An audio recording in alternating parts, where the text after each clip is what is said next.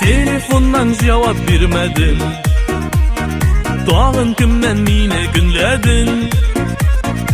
SMS'lar aldın, yıladın mı? Kimdir buçsuz yazgan tınladın mı? Allo öndeş küttürme, şanlarını minim küydürme.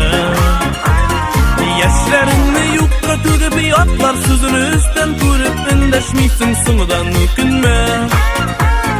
Yarım günler üzülme, qaramasın kişi sözüne. Barsınan da yakınırak, barsınan da matururak görünesin minin gözüme. Barsınan da yakınırak, barsınan da matururak görünesin minin gözüme.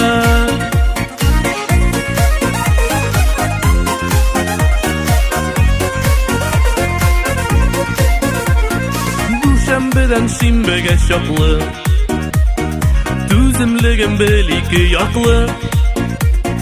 Bir yanımda seni aşığım, bir yakta seni yaratığım.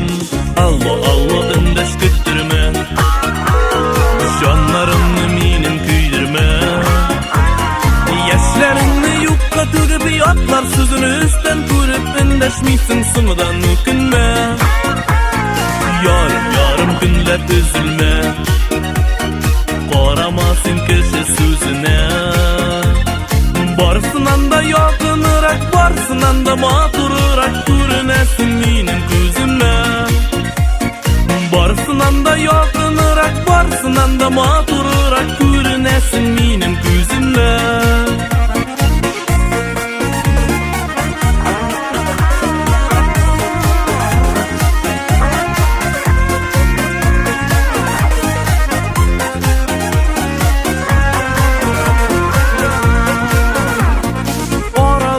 Gaybetler bızmaz, günleşülerge uğrun bulmaz.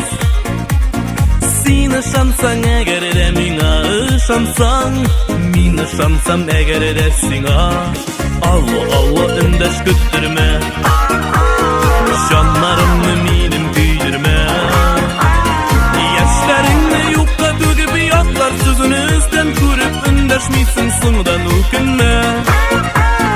Yarım günler üzülme, qaramasın kişi sözüne. Barsınan da yakınırak, barsınan da matururak görünesin minim gözüme. Barsınan da yakınırak, barsınan da matururak görünesin minim gözüme. Barsınan da yakınırak, barsınan da matururak